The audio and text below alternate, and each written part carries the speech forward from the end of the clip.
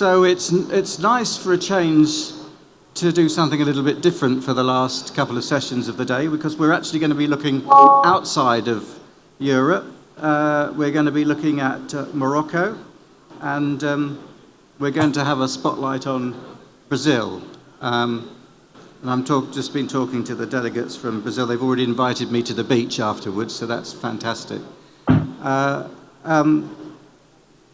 The spotlight on Morocco is particularly important. It's a bit of a taster, really, because next year we are going back to TOC Africa, and those of us that have a history with the continent are really looking forward to that. And it will be in Morocco, and we're delighted that it's going to be hosted there. So, without further ado, if the connections are all working at the back of the room, then as soon as they're ready, we're going to start with a little video to introduce the first session.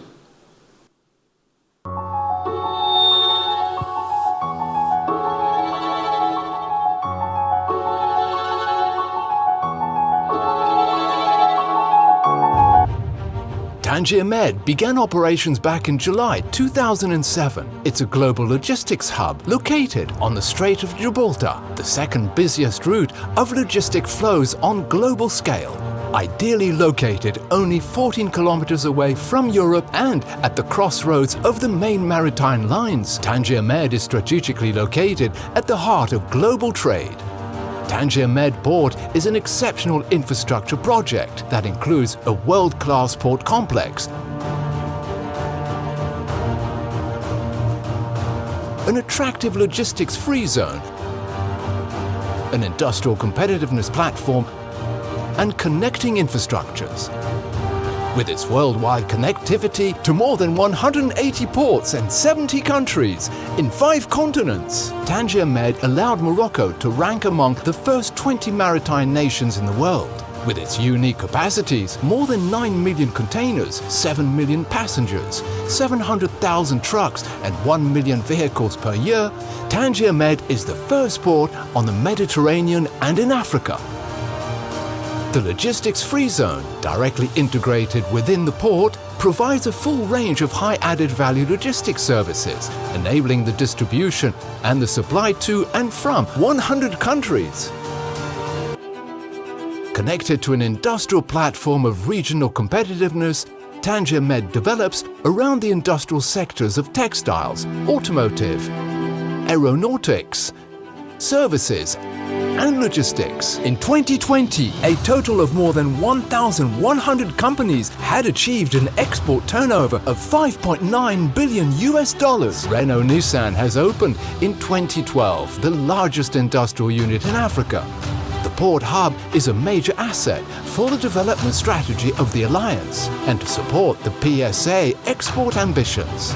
The development of this hub has acquired the mobilization of investments of $10.3 billion made within the framework of public-private partnerships, spearheaded by a dedicated agency, TMSA. Tangier Med continues to attract a large number of international leaders, strengthening its position of port hub with the presence of the major worldwide maritime alliances, a logistics hub, thanks to the players of prominent companies such as Decathlon, Adidas, DHL, and Nippon Express, and an industrial hub with large multinationals from Japan, China, the United States, and Europe who have made the choice to establish themselves in Tangier Med. The positive social and economic impacts are significant, with the creation of more than 90,000 jobs and adapted training programs to companies' expectations.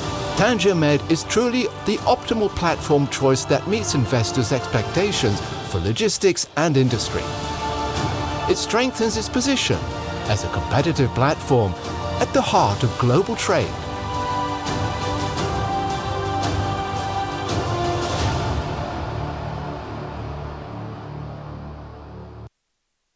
So welcome to Rotterdam, sir. As it's not possible for you to be here with us today, I'm delighted to tell you that we've already made plans to come and see you in Morocco next year. where TOC will be holding TOC Africa, and we're pleased with that.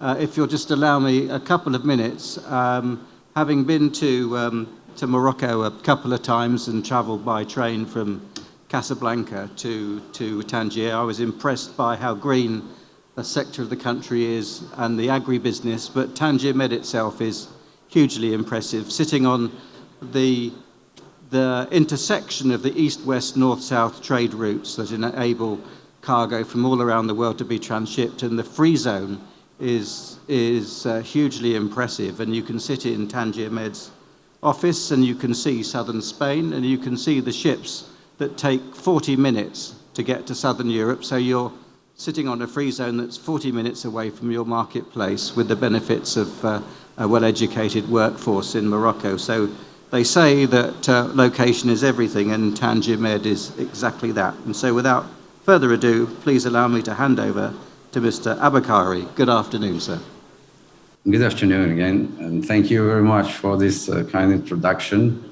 Yes, of course, you are right. The very location of Tangier Med is one of the main, let's say, competitive and success factors of the whole project. We are delighted to be part of the TOC today. Unfortunately, I couldn't travel to Rotterdam this week. I had to cancel this trip after due to some obligations I had here in Morocco. And yes, of course, the Tangier Med industrial and port complex is a strategic project for the economic and social development for the country as a whole, for the northern part of the country, and is also today playing a huge role in the West Med in terms of transshipment services. It's a part of the economic government policy today, orienting Morocco toward exports, based on 8 clearly identified sectors, in particular with emphasis on free trade agreements with more than 70 countries around the world, including European Union, the US, and the Arabian countries. So Tangier Med is really very well located, also the crossroad of major shipping lane, north-south and east-west. It is also a doorstep from Europe. As you can see on this picture, in front of Tangier Med, you can see the Bahia of Algeciras, which is one of the biggest also regional ports in terms of transshipment, which is at less than 14 kilometers. It's a zero deviation port, since a vessel crossing the Strait of Gibraltar is just navigating at less than 3 miles from our coast. So including the call of Tangier Med to the route is very easy for the maritime alliances. And it's really one of the biggest advantages we can have today that are simply due to this very strategic location and this very strategic Strait of Gibraltar, which corresponds to a huge number of container vessels crossing it every day, and a huge number of container vessels within these fleets are also an opportunity, a business opportunity for Morocco to attract them and try to host some of their logistics, especially the transshipment platforms dedicated to the West Med and Western Africa. Of course, we are close to a huge market, millions or hundreds of millions of consumers through the industrial and commercial free zones, which are run today by well-known private operators. Tangier Med helped Morocco also to win a part of the strong growth market in container transshipment, as I said, and become the leading hub for new cars that are produced at 20 kilometers from the port locally, and also transshipped in this platform and exported to all over the world. So I'll go to next slide. As you can see, the Strait of Gibraltar is a crossing point for 20% of container traffic. And thanks to the Ro-Ro passenger port that have been built by Tangier Med, We can organize up to 48 departures for Ro-Ro vessels between Morocco and Spain. This is a departure every half an hour as an average during the high season. And if you consider that you can have up to 300 cars in every vessel, and then you have 600 cars every hour on the Strait of Gibraltar, that means a car every 25 meters. That means that we managed to build a real bridge between Africa and Europe thanks to this facility.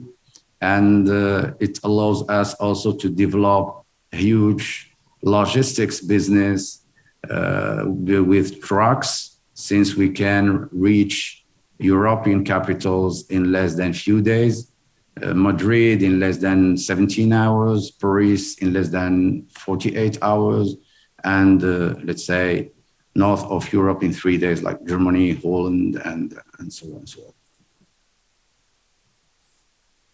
You have here some figures representing the huge potential of the Strait of Gibraltar that can allow us to think about it as one of the major nodes, logistics nodes in the future. So we have potential of 100,000 ships crossing, 60 million TEUs of container vessels or containers crossing the strait every year, 200 million tons of hydrocarbons and 6 million passengers crossing from north to south and then from south to north in an incredible adventure that we call here in Morocco, Marhaba, which is welcome in Arabic for all the Moroccan people working in Europe and who come and spend their holidays in Morocco before coming back to their hosting countries. We have here some figures about the port ranking. Tangier is today first port in Africa in terms of container volumes, with 7.1 million TEUs operated last year, handled in the port last year. It's the first port in Africa for the 5th consecutive year, and the first port in the Mediterranean with for the 2nd consecutive year, with an advance of something like 2 million. We are also ranking 23rd ports in the world among 170 container ports. And Tangier have also a respectable ranking in terms of efficiency, since the World Bank have just published a study ranking Tangier 6th in the world in terms of efficiency. There is a very important impact on the country itself, since Tangier is a deep sea port, so we are connected in a direct and regular way to 5 continents. So we are connected to 180 ports and in 70 countries with weekly maritime services. Today, the transit time between Asia and Morocco is 20 days. Before this port have been commissioned, it requested more than 50 days to bring a container from Asia, to take a container to Asia from Morocco, since we needed to transship these containers in Europe. And we have just managed to reduce this transit time drastically. And it's the same reduction that have impacted the cash to cash cycle, the time to market. It's just a potential of growth, a huge potential of growth for local industrials from day one. It's something that just helped Morocco to complete its offer with, let's say, a complete logistic offer connecting the country to all over the world, and helped put the port on the map. Because building a port is something easy. If you have the finance, the know-how can be bought.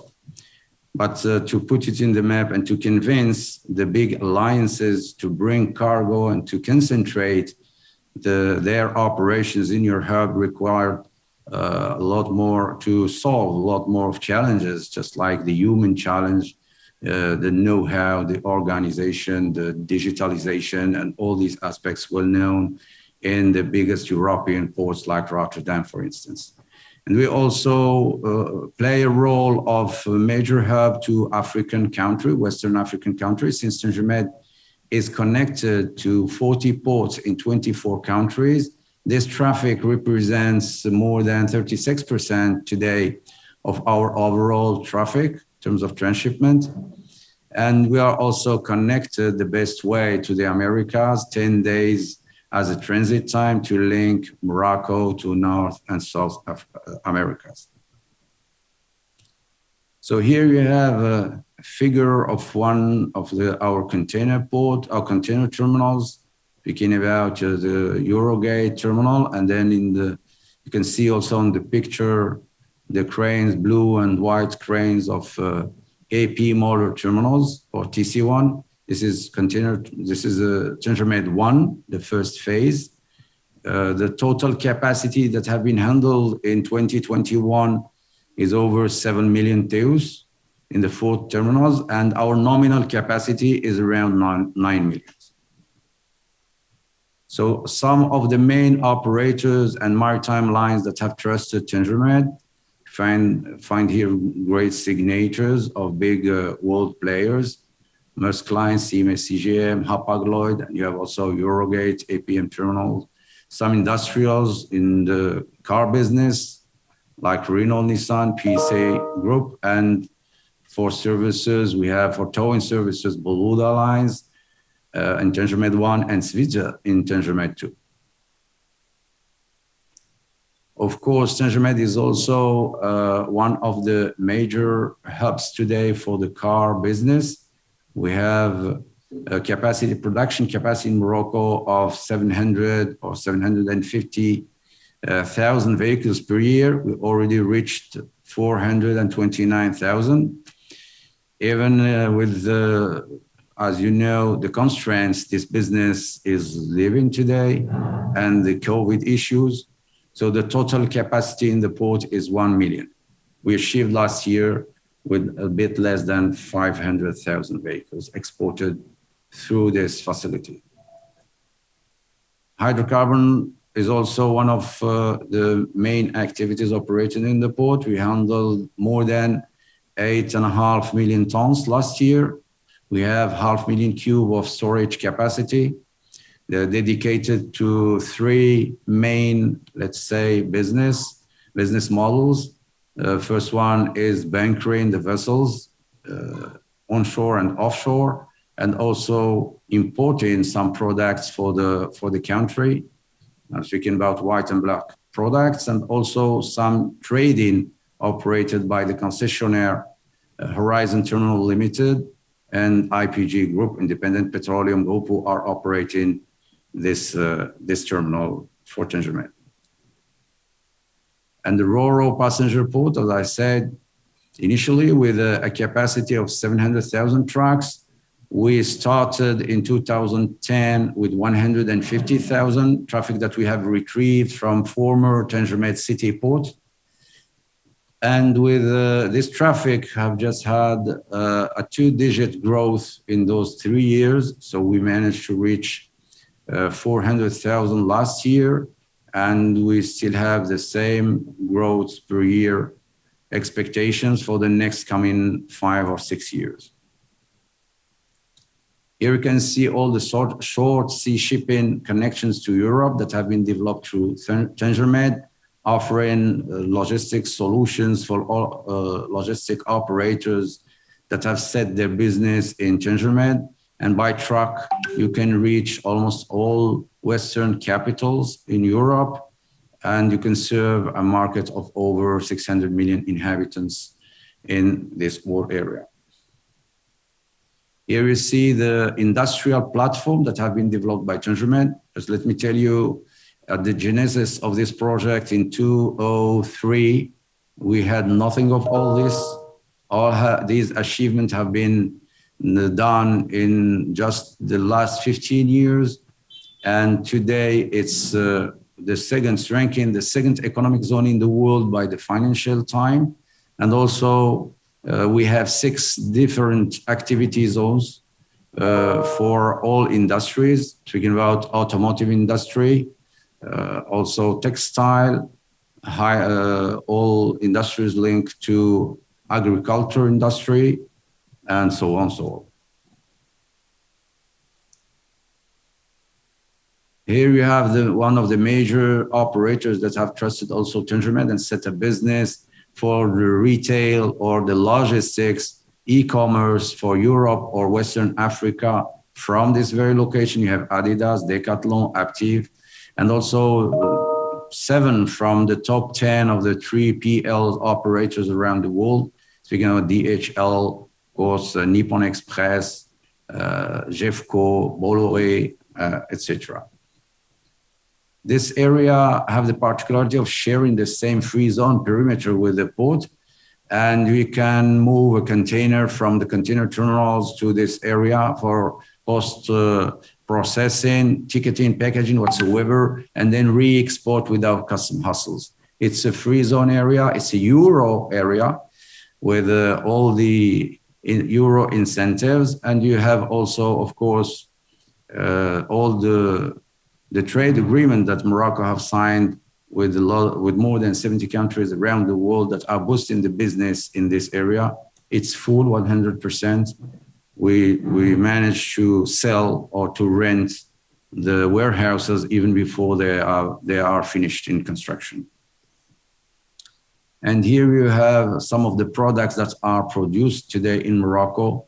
You have aeronautics items or products, you have electronics, you have, of course, textile, automotive business, agricultural business, even baby bottles, and some important figures and pictures of the existing businesses we are now developing in the actual activity zones. So 5,000 hectare of land reserve. From them, we have already developed 2,000 hectares corresponding to 1,100 companies, 95,000 jobs that have been created in less than 15 years, and over $9 billion of exports every year. And some of the companies and industrials that have set a business or industrial plants in the neighborhood of Tangermed, in the immediate interland, and which are using Tangermed facility for their import and exports. I would like to finish on this. So as have been said, please just save the date, 7 and 8 March 2023. First TOC Africa will be host in Morocco. So it's a real, we are really proud and happy to host this big venue in Morocco. And thank you very much for your attention.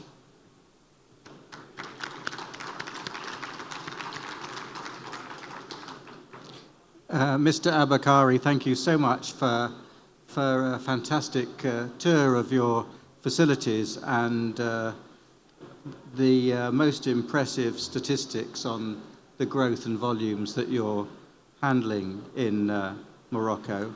Now that we've heard what he has to say and received the invitation, how many of us here would like to go to Morocco for TOC Africa next year? Yeah. So Mr. Abakari, that's about 60% of the audience in this room. What I didn't tell them is that when they arrive, you'll be testing them on your presentation to see how much they've remembered. Now, who's got we've got time for a few questions. I've got one at the front here. Matteo is keeping up to date on his steps and will provide a microphone. Oh, hello. Yes, I have a question.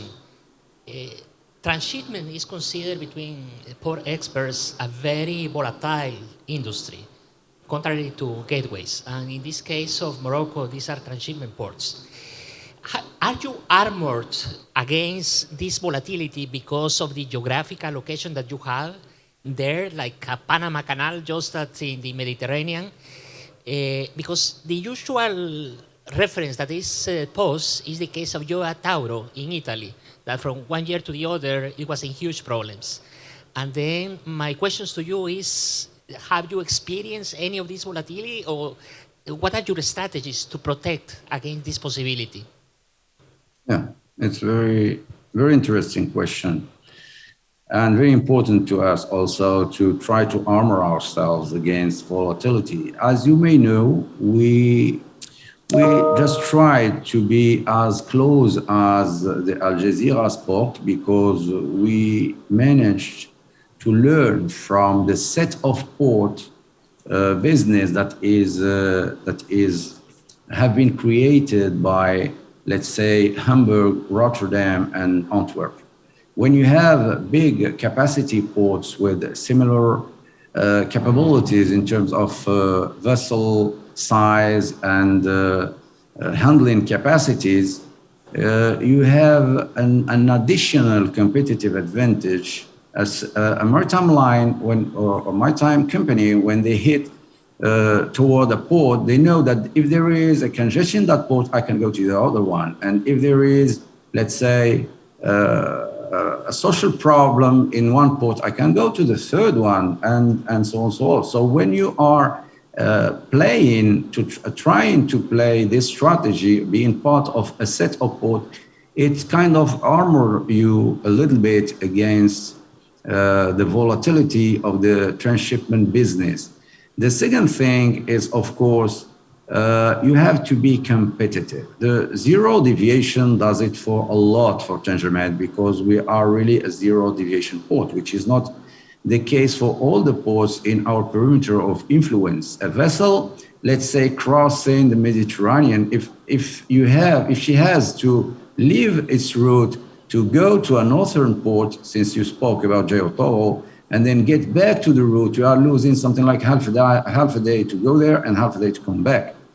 And therefore, it's one day more in the whole loop. So you may need an additional vessel, an additional capex in operating this route, let's say from east to west, or from east to northern Europe. So TangerMed has this real advantage.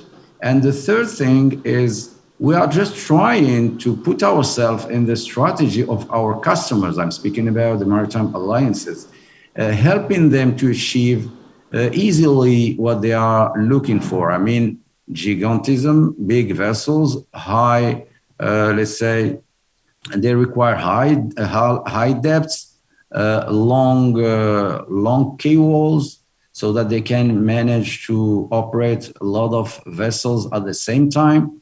Of course, no lack of energy, trying to green energy, and you just to be part of their strategy, because when there are some turn downs in the business or in economy, they will try to concentrate their volumes in the best location they have in terms of competitiveness. So you have to be this solution. You have to be part of this solution.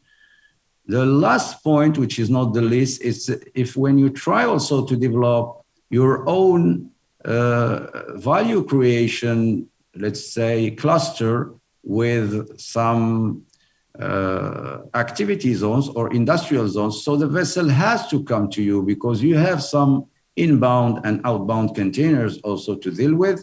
And it's enough to have a 10% in-out in the 100%, let's say, and 90% of transshipment to make the difference. So this is according to our experience, but we are really young in the business. You are kind of teenager. We have only 17 years. And we may experience a lot of turn downs in the future. Of course, we don't know it all, but we are just trying to learn from other mistakes and capitalize on our own experience also. It's John Fossey, consulting editor of World Cargo News. And an excellent presentation, Mr. Aboukari. Just a couple of questions. You've spoken an awful lot about the history, but what's the future development plans at TangerMed? It's been an incredible growth story, and now 7 million TEU being handled at a capacity of 9 million TEU, that could soon get used up. Do you have the space to develop other container terminals, or how are you going to improve the capacity through the existing facilities? Thank you. Oh, thank you for the question. Like you said, the success story, and my boss also says that the success stories are told afterward,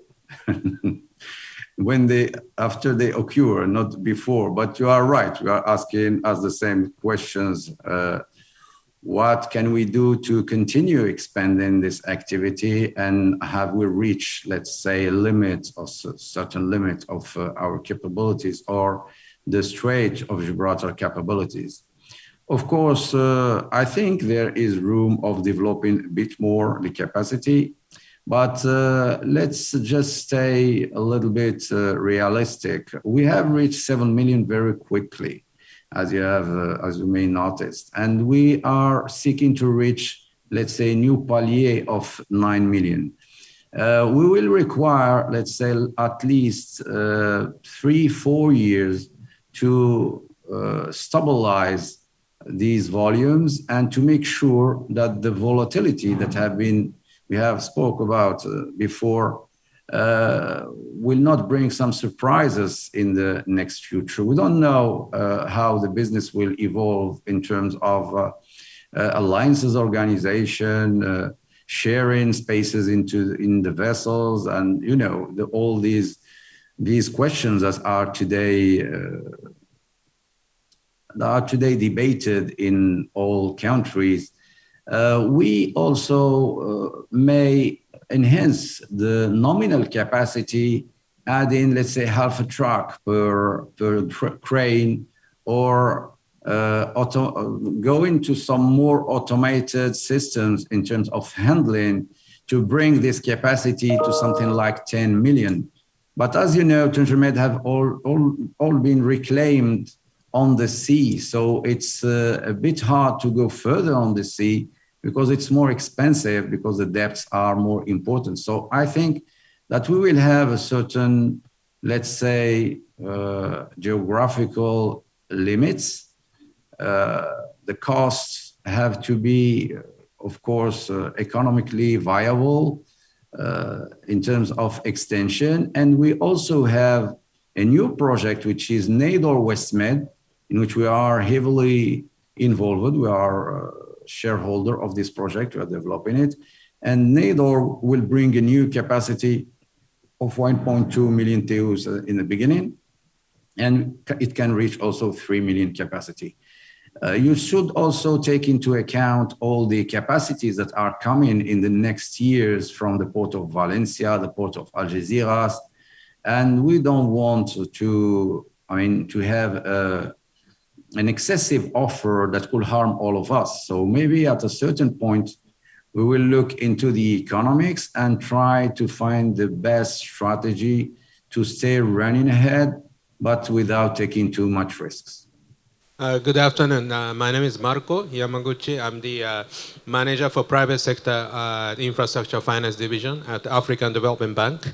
I wanted to meet you physically here, but maybe next time. But just to introduce ourselves, I bet we are the leading the financier in port operation in Africa. My team, we financing every year 4 or 5 port projects across the continent, and Nador West is obviously the one of them through the public sector loan. And we are very much interested in further collaboration with Tangermed, and if they have opportunity. And so that's a question actually. What is the next step? And also our support is not only for the financing, but also we are very much interested in doing jointly working towards something climate resilient or the green, digitalization, etc. To make a more effective and efficient operation of the port. Do you have any idea to further invest, other than the Nador West? And we are very much interested in hearing from you. Thank you. Okay, so maybe I will answer you in private then.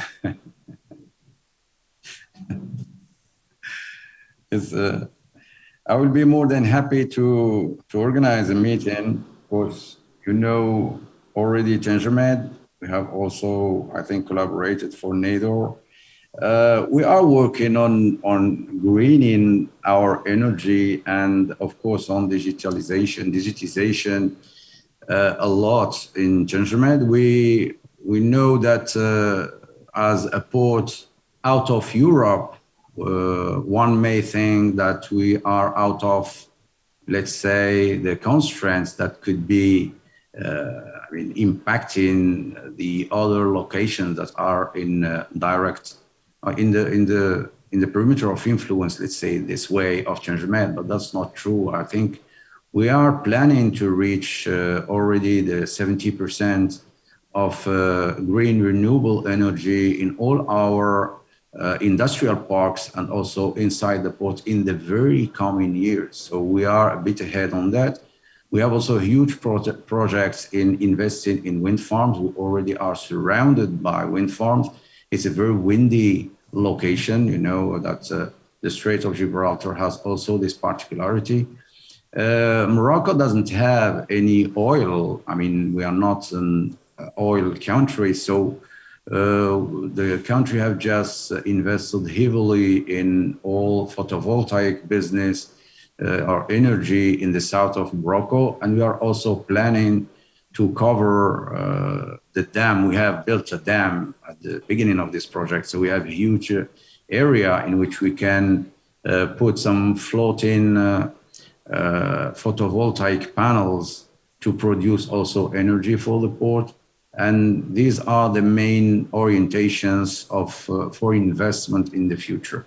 We're also working on the corridors inside and outside Morocco, investing in dry ports.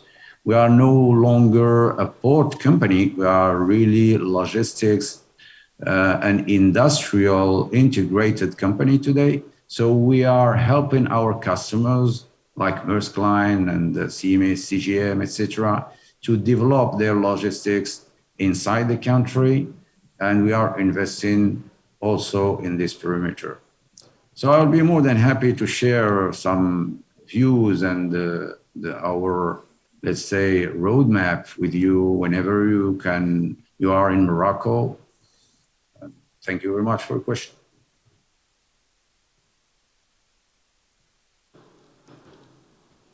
Thank you very much indeed for that question. And it's just, and as somebody that's had a long history of trade to Africa and African ports, it was good that you're here today. And it's proof that TOC also provides long-distance networking. And I imagine, sir, that as a consequence of your facilities, that actually TangerMed has stimulated improved local regional trade and improved intra-African trade as well as a consequence of all your networks. And it's also clear that the airline connections are being developed, and as are the financial connections to really make Morocco a hub in all respects of everything that it does. Now we have run out of time, and Matteo's about to put me on demurrage, I'm afraid. But I see Mr. Galli has raised his hand, and normally one can expect a well-informed question given his experience. So if we can keep it fairly short, then I think we should all learn for this final exchange. Thank you, Steve. And very short, and Paul Galli from AP Muller Capital. And I think my question leads on from Yamaguchi-san's interesting points. I mean, congratulations with what you've achieved in TangerMed in 1 and 2, and I'm sure the same success will benefit you in Nador West Med, and I'm very interested to learn more about that project. But where do you see opportunities for the private sector in Morocco, in the port business and logistics? Maybe, ports are only as good as the hinterland connections. So I'm very interested in, rail connections, freight, getting the cargo to its final destination for gateway traffic as well. And then something that you touched on also with the green energy and the huge potential that Morocco has to become a green energy leading nation. Then I see that a lot of these locations are pretty remote, where you have wind and you have sun, and of course you have vast areas of Sahara Desert, but there's no ports, or the ports haven't been developed. So I think that could be a potential opportunity. Definitely. Definitely. Thank you, Paul. Yes, you have just listed all the concerns and all the projects we are trying to study we were trying to tackle during the last months. And during the COVID period, you have just, let's say, reduced the speed because as everyone around, we were asking ourselves questions. I think that now we can develop full speed our capabilities. And speaking about the private sector opportunities, we are, let's say, acting as a landlord every time. We are not interested in taking the private company's business. We have a role of, let's say, facilitator. Of course, we are investing heavily in infrastructure, but we need partners who can manage to guarantee the public service, the investment in superstructure, and also the traffic. So, as you may know, AP Moller today is one of the best partners we have in TangerMed.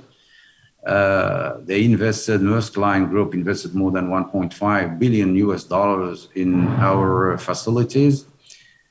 We think that if they decide to develop the corridors, having some inland terminals and offering some door-to-door services, it's more than okay. I think these are experienced partners, and we think that if you move a container for 17,000 miles, 17,000 kilometers, I mean, you may have the right to continue the last 100 or 150 kilometers. So we do think that our role is to accompany, to solve the land issue, to build when it's necessary some facilities, and bring the professionals around the world to expand their business into Morocco and then inside Africa, developing the logistics corridor. This is the way we think that Morocco can develop its own industry and create a lot of jobs and bring foreign investments, just like we have managed to do the last 15 years. Thank you. Thank you. Merci. Shukran. Thank you very much, Mr. Ghali. I think that was 3 questions in one, but we'll forgive you for that. Mr. Abkari, thank you so much for being with us. It's felt as if you've been in the room with us today, and we feel much better informed, and we're all very much looking to being with you in Morocco on March the 7th and 8th, and I'm sure there'll be more than one celebration as a consequence of being in your country. So thanks to the questions, and please let's give Mr. Abkari a big hand. Thank you very much. Thank you so much. Thank you, sir. Take care. Thank you. Bye-bye. So, great session, and I'm sure the next one's going to be just as good, if not even better. So, as a courtesy of time travel, we're going to whiz very quickly across the Atlantic now to Brazil. I'm just a bit disappointed we don't have any suitable introductory music or some samba or something to put us in the right mood. But I'm sure our speakers will generate enough energy for us. We've got 3 speakers for you this afternoon as we continue to look at high growth markets, which is what this is all about. Our first speaker is Otto Luiz Berlier, who's the Director of Port Management and Modernization Department, Port and Waterways Secretary, Ministry of Infrastructure of Brazil. Our second speaker is Eduardo Nere, who's the Director General of the National Agency for Water Transportation of Brazil, or ANTAC. And finally, our good friend from yesterday, Mr. Ricardo Arton, who's the CEO of Brazil Terminal Portuário, or BTP as they're known. So, first of all, thank you to be here today. Good afternoon to everybody. I'm very honored to be here representing my country. I'd like to bring some information about the port sector in Brazil. I work in the Ministry of Infrastructure in Brazil. So first of all, I'd like to bring some information about the port sector. As I believe you know, Brazil is like a continent. So we have the extension of the shore, more than 7,000 kilometers and more than 13,000 of navigable waterways. We also have more than 80% of the country GDP is on the shore, and more than 10 to 95% of the foreign trade is also done through the ports. So we believe that Brazil has a lot of potential.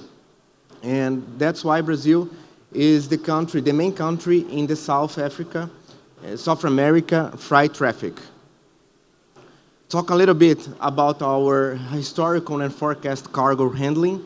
As you can see, we have studies that we believe that the average growth rate for the next coming years until 2035, we're going to grow around 5% per year. So we believe that in Brazil we have a lot of potential. We have in Brazil 34 public ports and more than 250 private terminals. Also, we are working at the National Secretary of Ports. Our main goal is to make the port sector more competitive. So we have a group of initiatives, so I'm going to talk a little bit about them. First of all, we're working very hard to try to improve our infrastructure, mainly through private investments, through authorizations of private terminals, leasing in public ports, and also privatizations. We are also working, trying to modernize the port management and also its business processes. And we have made some regulatory reviews. For example, we have just changed the port law in 2020, and also we have just created a new law that we call BR do Mar. That's the main objective is to improve the cabotage in Brazil. We are also working very hard to try to reduce bureaucracy and trying to integrate public bodies and public entities presenting ports. And at last, I'm going to talk a little bit later, we have some smart logistic projects that we are implementing in the ports of Brazil. Talking about the private, it's not working here. I don't know why, but talking about private investments, we are going to bring to Brazil more than 28 billion reais. It's coming, I don't know what it's happened, Mateo, but we are bringing more than 28 billion reais by private terminals, also new leasings and existing leasings contracts that we have in Brazil. In the last years, from 2015 until 2022, we have had more than 50 auctions, and as you can see, most of them happened after 2019. And these auctions they will bring to Brazil almost 7 billion reais of investments. Also talking for the next 2 years, we are working to have more 41 auctions that represents about 12 billion reais, and also the first access channel concession in Brazil that represents more than 1 billion reais. And talking about the private terminals, as I said, we have more than 250 authorized private terminals, and it represents more than 25 billion reais for the next years. And also talking a little bit about privatization, first of all, I'd like to say that we changed the port law in 2013. The main objectives were to increase investments in port infrastructure, increase operational efficiency, and also reduce costs. But unfortunately, due to the current fiscal situation, we don't have relevant capacity to make relevant investments. That's why now we are working to attract private capital and private investors, not only for the investment, but also to improve the efficiency in Brazil and also to bring this expertise. And at the last, we want to reduce the port costs, expand our capacity, and also to improve the public service and the infrastructure that is offered in Brazil, in the public ports in Brazil. And why to privatize? We have to say that in the Brazilian public sector, we have a context that generates great inefficiency compared to private terminals and also compared to international ports. Principally due to difficulty in implementing large investments. For example, deepening dredgings, and also improving our port access. And also we have low flexibility and slow implementation of these initiatives. Just as an example, to contract services in Brazil, sometimes it takes more than a year to contract services. And also we have difficulties on hiring or firing people in the public companies. And usually a leasing, we have a duration of more than 2 years. That's why it's so slow. And also you want to give more freedom to the port authorities and depend less on the government. And also we really want to bring the public port closer to international efficiency standards and to become a real landlord as we have here in Europe and also in Rotterdam. Then I just have here our pipeline, the project's pipeline for privatization. We just had the first privatization this year in March. It was in Codesa in southeastern Brazil, and we have the other projects going on, principally Santos, that we intend to do at the end of this year. So we have Santos, Port of São Sebastião, Port of Itajaí, and also Codeba. It's in the northeast of Brazil. And also, I'd like to speak a little bit about our smart logistic projects. So we are working on the paperless port project. We call Porto Sem Papel 2.0. And we also we are working in Brazilian waterway single window with our customs. We are also working to try to implement port community systems in public ports in Brazil. And we're also working to implement VTS, VTMIS. We're going to have a port pilot in Santos this year with the 5G technology. And we are also working to try to promote innovation culture in the public port sector. And at the end, we are just working now in a green port project. Our objective is to focus on the E from the ESG agenda to the climate change and also to mitigate the effects on ports. And our main action plans are to get greater efficiency in energy consumption, also try to waste reduction and less carbon emissions, and use of solutions based on renewable energy sources. We intend to conduct a diagnosis with the Brazilian port authorities at the second semester of this year, and also to propose a roadmap for the coming years. And our goal is to share knowledge, promote individualized actions, and also create commitment about this agenda. So I'll try to be a little bit fast because of my time. I'd like to thank you. We believe that Brazil has a lot of opportunities. If you have any further questions, I'll be here to try to answer to you. Thank you very much.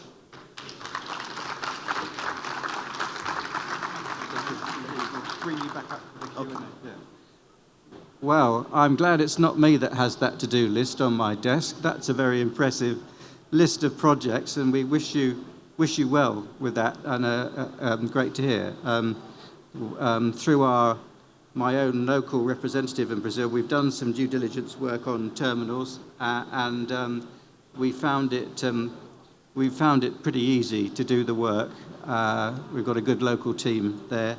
So clearly there's a lot going on which will be very attractive to private investors, and I hope that here at TOC we can come back to that and see how things are going as time goes on.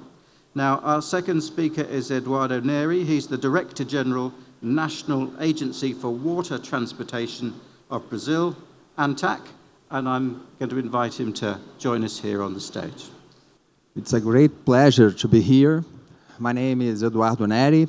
I work as General Director of the National Waterways Transportation Agency. It's ANTAC, the Brazilian regulatory agency for waterborne transport. ANTAC was created by the Act 2213. It's an independent authority of the federal administration in Brazil with administrative, financial, and functional autonomy. The agency is responsible for supervising and regulating activities related to the provision of waterway transport services and port infrastructure. Our area of operation comprises 258 private terminals and 34 public ports. ANTAC is driven by a board of 3 directors designated by the President and approved for the Senate for a 5 years long term, what means that we directors can't be changed even if the government alters, which provides independence for the agency and contributes for the regulatory stability. ANTAC supports its actions under 4 pillars: the pillar of quality of services, legal certainty, competitiveness, sustainability. In order to observe those pillars, among other initiatives, ANTAC inspects port operations, grants shipping companies, as well provides technical support analysis for the private terminals authorizations. The reduction of regulatory burden is other important initiative toward to improve the quality of services. Moreover, I'd like to highlight the concessions and lease contracts. Once its processes must observe the compliance of those 4 pillars, besides being an important factor to the port system development. So ANTAC is responsible for driving the bidding processes and undertaking auctions for concessions and land leases. After the contract signature, ANTAC monitors service level maintenance and obligations of the port exploitation plan. Only in 2020 and 2021, ANTAC has carried out 18 land lease auctions. This year, in March, we undertook the first concession auction, the ports of Vitória and Barra do Riacho in the Espírito Santo state. These contracts will attract about $900 million in investments. In this context, I'd like to remark some important projects included in the ANTAC's pipeline for this year. The first I'd like to highlight is Lagoa Mirim. It's a water board located on the border between the state of Rio Grande do Sul and Uruguay. In spite of the amount of investments, $20 million, it's not so relevant. This project represents a milestone in Brazil waterway systems, since it will be the first inland waterway granted in Brazil. Currently, the engineering studies is being finished.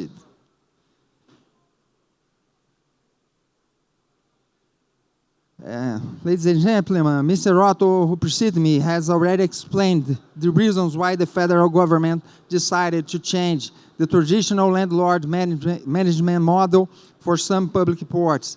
However, I'd like to approach this point with the regulation view, especially in the case of Port of Santos in Brazil.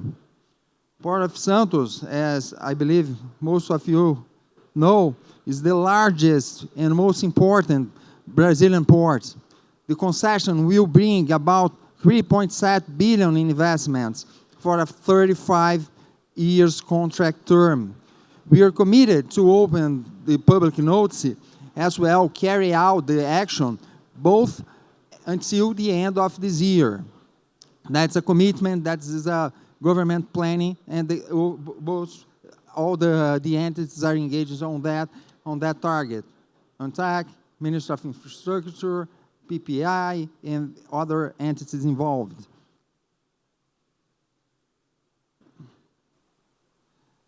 So, talking about the overview about the port concession model, all Port Authority administration attributions will be transferred to this new concessionary, including, depending on the situation, the possibility of direct exploitation of the port facilities. Briefly, the concessionary will be responsible for investments and maintenance in the waterway and land access, including channel dredging, providing key infrastructure in spot contracts, operating the waterway access, managing the port areas exploration. Talking about the tariffs, the concessionaries revenue sources come from tariffs for waterway and land access, and an ex-ante regulation in order to compensate the availability for those infrastructure. I mean, draft maintenance, signaling, lighting, drainage, and etc. Tariffs for berthing, contracts for exploration of areas, and ancillary revenues. And even compensation for port handling when allowed by the contract or the project. It's important to mention that ANTAC is also responsible for providing statistics for the sector. It's a recognized and accurate work which is done timely. We gather information from all the Brazilian ports and make it available in our website in digital panels. In 2021, Brazilian ports performed a record cargo movement of 1.2 billion tons, which represents 4.8% growth compared to 2020. The main type of cargo handled is the dry bulk with 58% participation, followed by liquid bulk with 26% participation. I'd like to remark as well the containerized cargo handling performance, which had a 11% increase in 2020, despite impacts of the COVID pandemic for the sector. It's also important to stress that since 2010, Brazilian ports had a 44% growth in cargo handling. And through the deep sea navigation, we can see that were moved more than 850 million tons. Brazil exported for 152 different countries and imported from 141 countries. It's important to say that Brazil represents 1.2% of the international maritime trade. So, considering that Brazil is the 13th GDP in the world, we may foresee that we still have a great potential for increasing the cargo handling in our country. As well as Mr. Otto has already presented, Brazil has a great potential to increase the movement of maritime cargo through cabotage, especially after the act that he's mentioned, the BR do Mar, or translating to the English, something as Sea Highway Act, established this year, which aims to leverage maritime cabotage transport, especially overcoming restrictions related to charter of foreign vessels. And we have still to think about the inland navigation. The potential is even bigger. This model needs investments in infrastructure to turn Brazil rivers into hydroways that could be used to transport, for example, the agricultural goods produced in the center-west of the country to our coastal ports, for example. But, sirs, developing the waterborne transport in a sustainable way is a priority for ANTAC. We are the first regulatory agency in Brazil to create a department dedicated exclusively to the environment in 2002. We have many initiatives related to sustainability, but I'd like to highlight two of them: Environmental Performance Index and the study related to adapting to climate change. About the EDA, the Environmental Performance Index, this index was created to measure and incentivize good environmental performance in the Brazilian ports. The index is applied annually through 38 indicators grouped into 4 categories.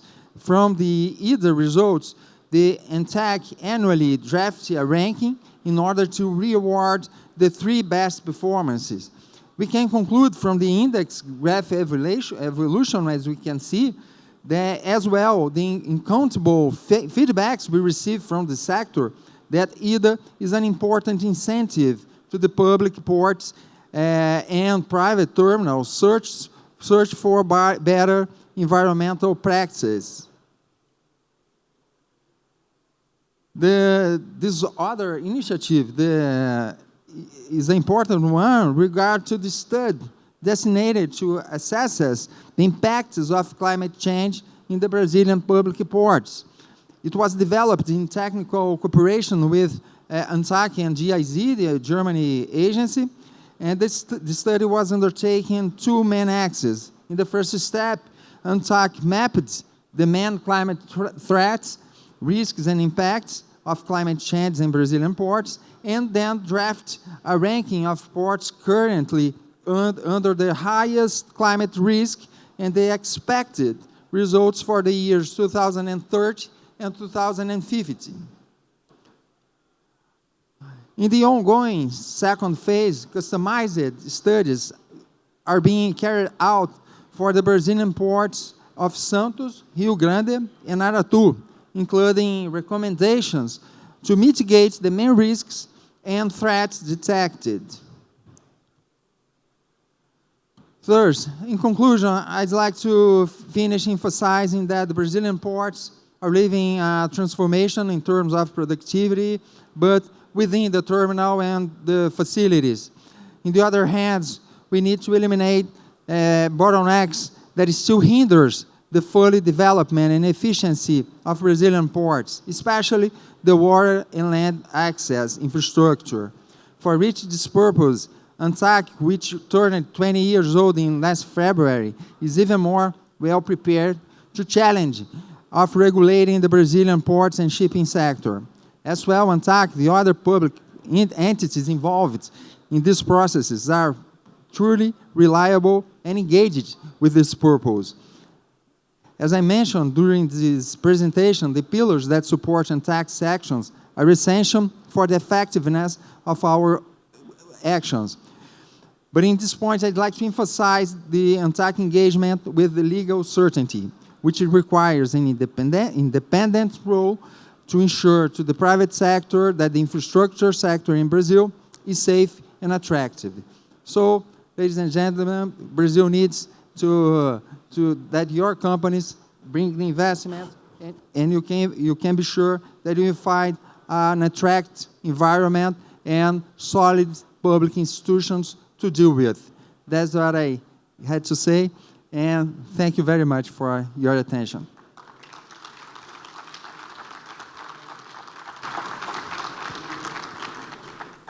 Another great presentation. Thank you very much indeed. I hope you're holding on to your questions. We're going to have a Q&A session after our next and last speaker, because this is in tradition with the sessions that we've been involved in. You're not allowed to go for your beer until we've had at least 3 good questions this afternoon. So it's with great pleasure that I welcome back to the conference platform our good friend from yesterday, Ricardo Arton from BTP, to summarize and finish this afternoon's session. Good afternoon, everyone. So also it's a pleasure to be here, to be invited by TOC Europe to do this presentation. Today we are going to talk about challenges and opportunities in infrastructure investments in Brazil. I'll try to do my best to be in the same level than my 2 previous colleagues here. The presentations were really good, so I try to do my best.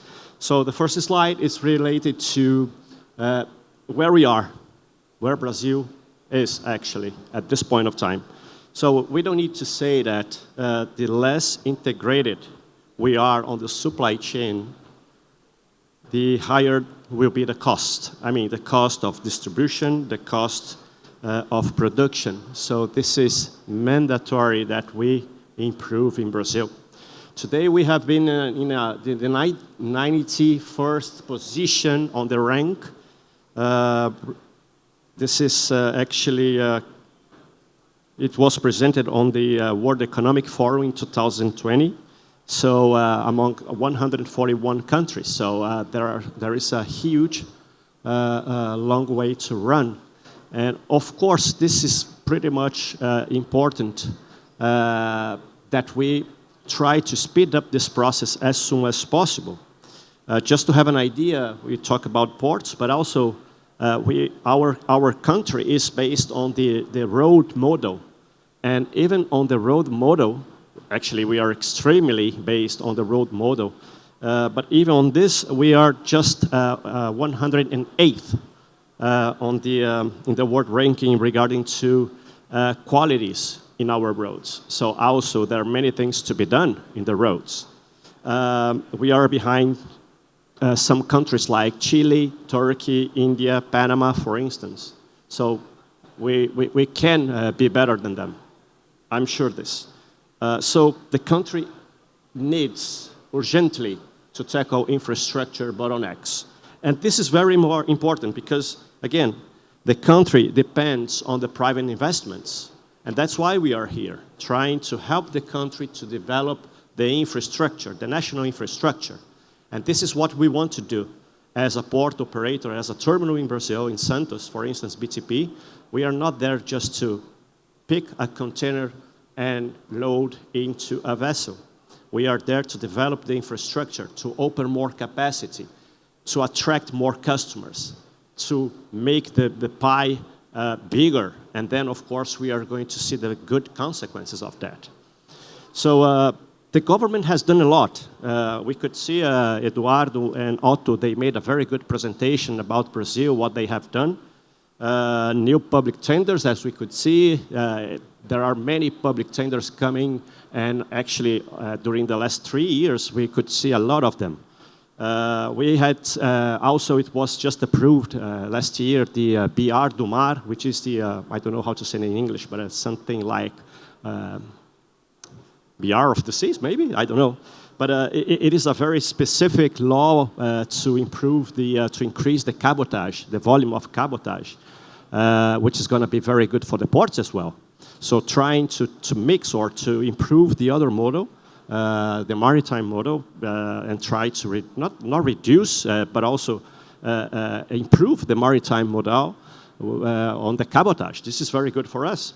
Other areas that it was also mentioned here, airports, railroads, we could see a lot of, how can I say, contracts being renewed, energy also. So many things that the government has done so far.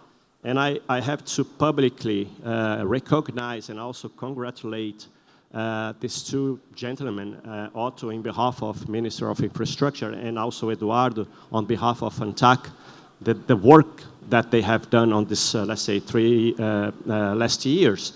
We could see a hardworking, thinking always what is the best for the country and doing what is right, not what is easy.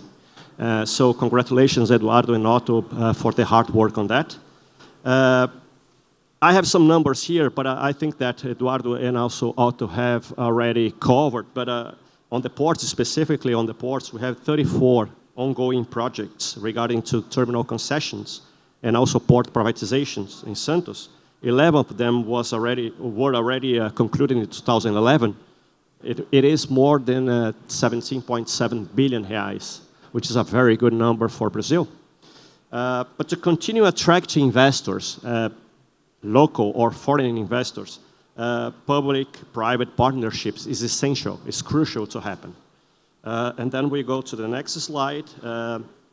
We could see that the federal government, they have put forward since 2019, if I'm not mistaken, a program to enable the development on the infrastructure that calls Pro Brasil. And the previous minister, Tarcísio, he made a very nice statement saying that, for those who don't know, the Brazilian flag has three words in there. Ordem e progresso, which means order and progress. That one was easy. And he mentioned that the ordem e progresso, the order and progress, he had to fix the order. So find a way to make the environment of business easier and clear and transparent, and then the progress would be a consequence. And this is what we have seen with these public tenders. Many things are happening, and of course, that's why we still we do believe in Brazil in this time. To continue also invest in the country, just 1 second. To continue invest in the country with state-of-art technology, we need two fundamental factors. The first one is the return of investments. We are a private company, we have to make money. And the second one is the legal certainty, the second one here. Those 5 pillars, we always talk to the government and we have to improve. There is a long way to run. As I mentioned before, it is a process and it has been improved, but of course we have to get this done.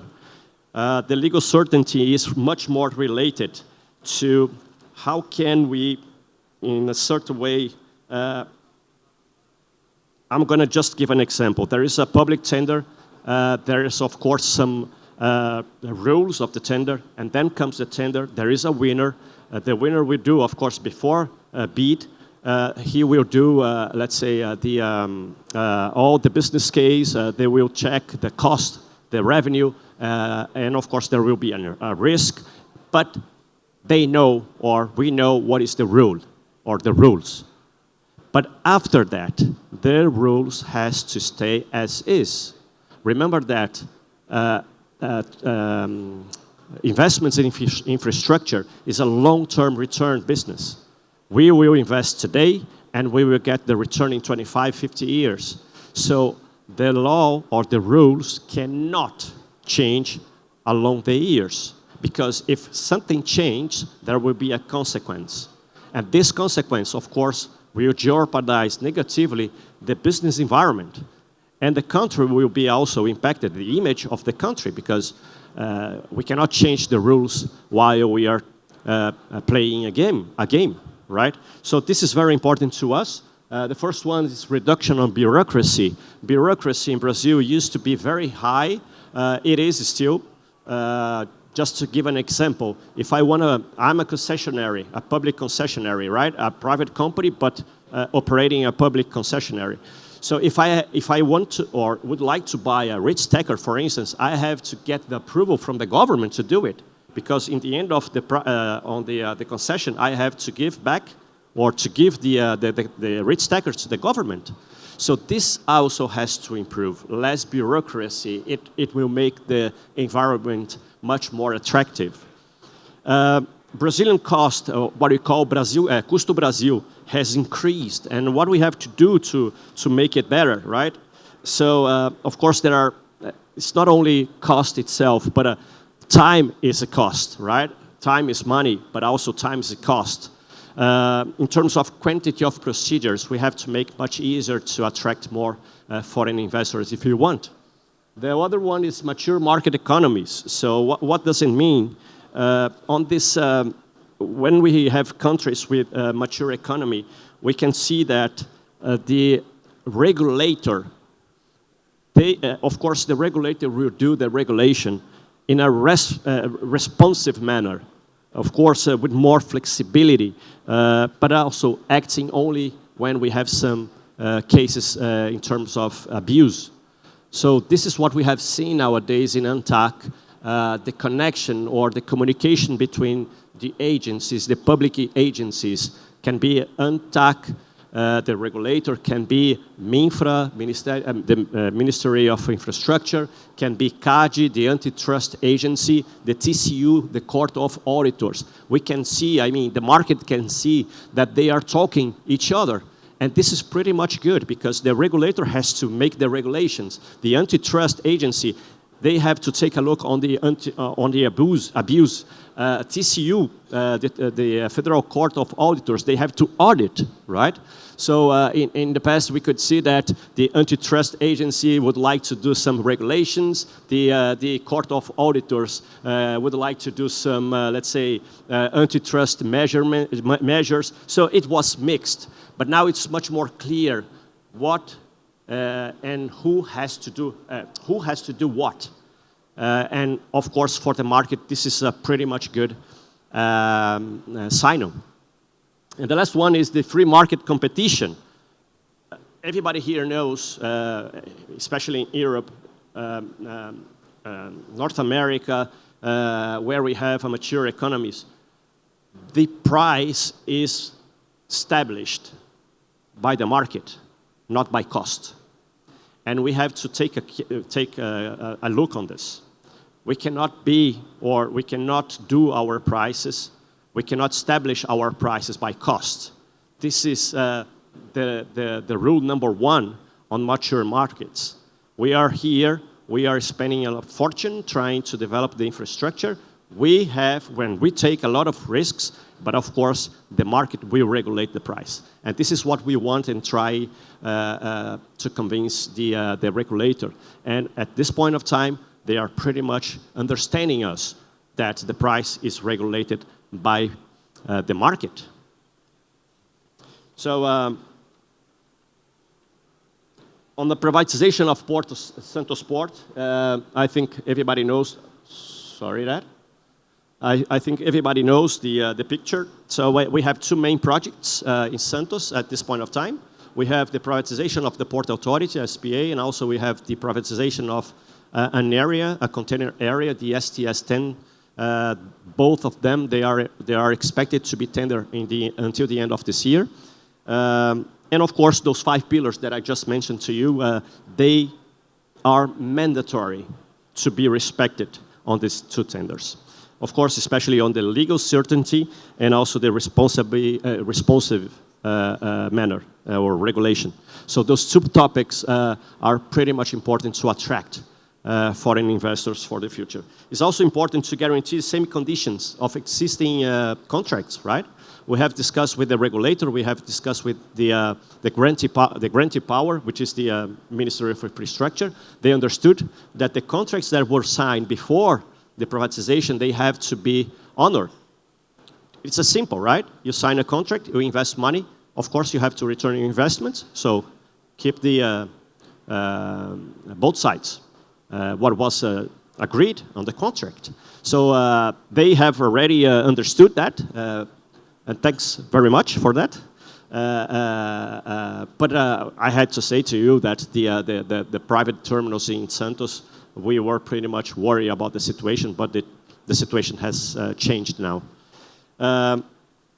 Also, it is an opportunity on the privatization of Santos Port Authority to include one of the biggest project that we have today, which is the tunnel of linking or connecting, actually, Santos and Guarujá. Santos and Guarujá are the 2 cities that we have. We have 2 ports, actually 3 ports, 2 ports, 3 terminals in Santos area. Guarujá is the other city, in the other side of the channel. And it's very important to see that the government took care about the connection between the 2 cities. We could see this morning, the delegation, Brazilian delegation, could see how they are doing here, building the tunnel here in Rotterdam. And we could see a statement very clear from the government saying that ports do not want bridges. So let's do the tunnel. And it is a big opportunity to include the tunnel within the port SPA privatization. Last one is the dredging. It's pretty much important to understand also that dredging, when we have a dredging made by a public stakeholder, of course, we have a public tender. It is pretty much difficult to, sometimes we say that you win, but you don't get, because there are many disputes on the justice, specifically on the dredging business. So when you have a private port authority doing this, the judicialization or disputes in justice will disappear, which is good, and also to attract the industries to our port. Today, maybe the focus of the port authority is just to make the port running, but with a private port authority, it's going to be different.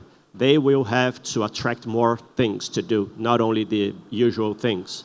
So it is let's say, an old dream from Santos Port community to have industries in our area. So it is a huge opportunity to make it happen. Just to conclude, I know that I spend my time already. Steve, sorry about that. But we know that I would like to conclude with this statement. Infrastructure is the springboard to efficiency. Everybody knows that. Let's make it happen. So today, the participation of Brazil in the global trade is just 1.2%. So that's a huge opportunity to increase our participation. The country is a continent almost.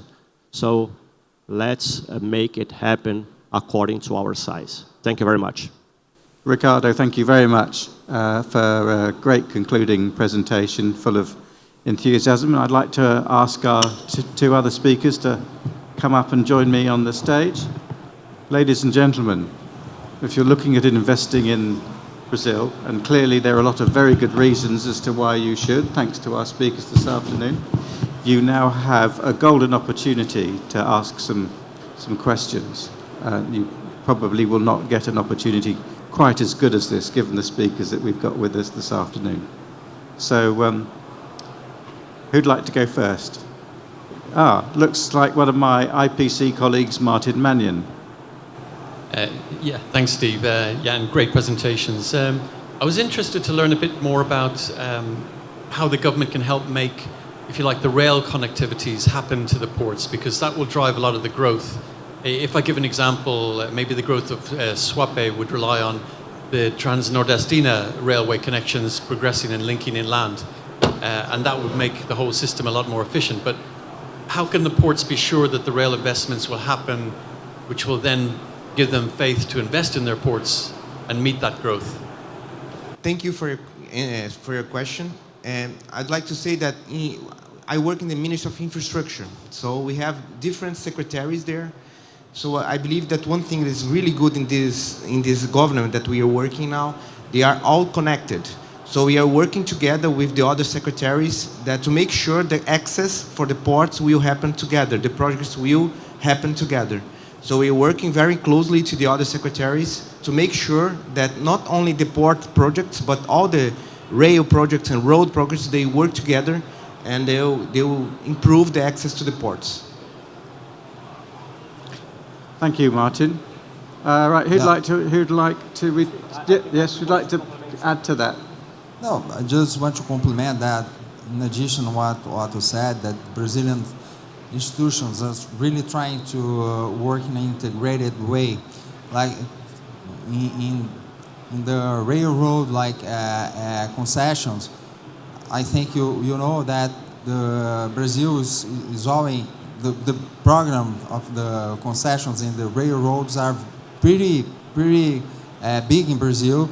We're having a lot of new railroads being built, so we believe that this new infrastructure will increase the demand for the Brazilian ports, and we are working together with the terrestrial agents to even have an integrated way to make sure that the land access will be provided as well. The railroad infrastructure will be ready for the ports needed. So I think we are trying to look at this point too. We have just approved a law this year that it's easier now to have private investments in the rail sector. And we are also working to renew some concession contracts. And when we renew the contract, we bring more investments. So we are working together that all these projects, they are together to make sure that the access will be answered, all the problems that we have today, some of them. Thank you very much. Right, who'd like to ask the next question? Please remember to tell us who you are and who you work with. Yeah. Hey, good afternoon still. My name is Fabio Antunes. I work for APM Terminals here in Netherlands. And thank you for the great presentation so far, by the way. I'm Brazilian, so really proud of it. So my question is how ANTAC and the government are planning to ensure that the new operators or the new investors that will go to Brazil will live up to the values and the objective that was presented today. Many new investors and terminal operators will be more productive and will follow the green agenda, going more environmental friendly. and with less emissions for the new terminals that we have in the pipeline? Just that's what we'll try to show, that Brazil, we really living a transformation, I'd say. We have, as we showed, only in the last 2 years, more than 21 auctions undertaken. So, and we really have like solid institutions to preserve, to respect the contracts. So the legal certainty, the respecting the contracts are really essential to attract the investors and to make sure that the investments will be done, and we have like the efficiency and the productivity that we really need to our infrastructure, to reduce logistic costs, to make our goods more competitive in the international maritime trade. So it's essential. We can't. We just need to follow the contracts and make sure that the investments is going to be done, and the operators, the concessionary, the terminals will perform to really deliver what is hired. So I think it's if you see like the Brazilian transformation, like the BTP is an example here. Like the investments were done. The terminal is one of the most productive terminals in Brazil. It's similar to the most productive ports in Europe. I may say that. Ricardo may tell you his numbers. And so, and it's already working. It's not new. You can see a lot of leasing contracts that all of them are being respecting, and the companies are delivering, and Brazil is making their ports more productive and efficient. But we need more. That's why we said before, because we need to develop the common infrastructure, the land infrastructure and the waterway infrastructure, because it's in charge for the port authorities, and because all the issues that was presented, Brazil is not succeeding to move forward in this point. Okay, thank you. I hope that answered your question. Do we have any more questions before we wrap up? As I'm conscious we've gone over time a little bit, but we have such an attractive opportunity, I feel that we shouldn't waste it this afternoon. One question from me as we conclude. Having done due diligence on 5 terminals and a couple of liquid bulk terminals last year, that one of the questions that came out from the local work was ports in the public sector where you've got getting deeper drafted vessels as ships get bigger. The concerns was about the reliability of the dredging being carried out by the port authorities on a regular basis. I don't know whether it was because there's been some history there, or whether it was just your basic risk identification for people looking to invest. But is that a particular issue that's been addressed now? Is it something that you can give some comfort to potential investors where they have a worry that about regular dredging is needed to protect the berth?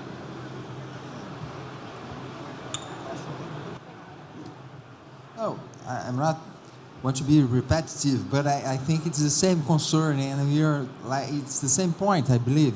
Like, it's really this challenge that we want to turn the key, like to have a new model, to be sure that investments, especially in the waterway access, the dredging services is going to be procured, because even though when you now have like good executives, good CEOs leading the port authorities in Brazil, we still have problems with procuring even the essential services as the dredging maintenance services.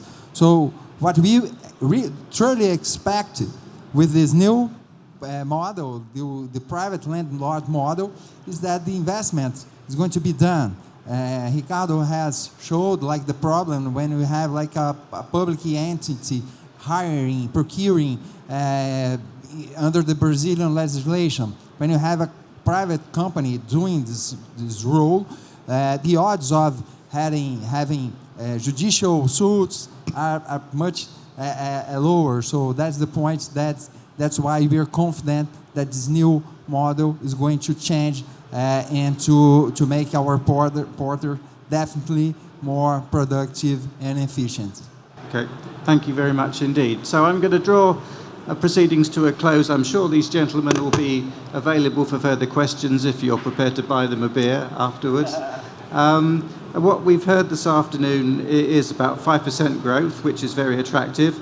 The keenness for private investors in an infrastructure, and Ricardo highlighted infrastructure bottlenecks, and the fact that they're actually there that indicates they've been identified in their investment opportunities by the private sector if that's what's needed to help cure them.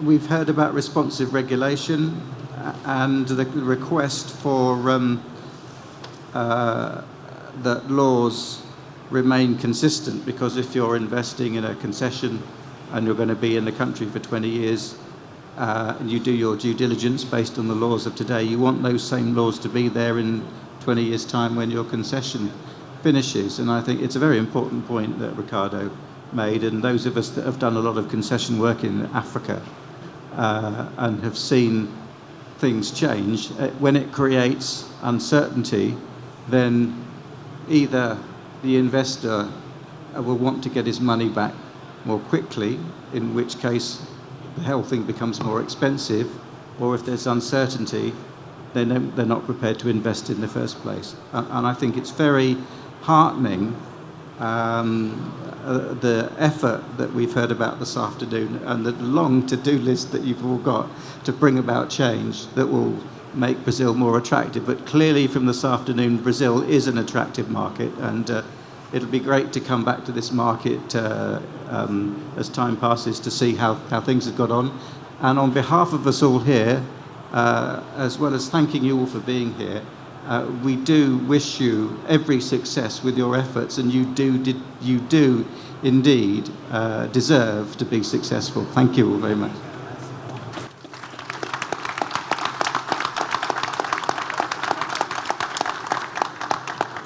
I'm sorry, may I just a final comment? Make like complement like this question.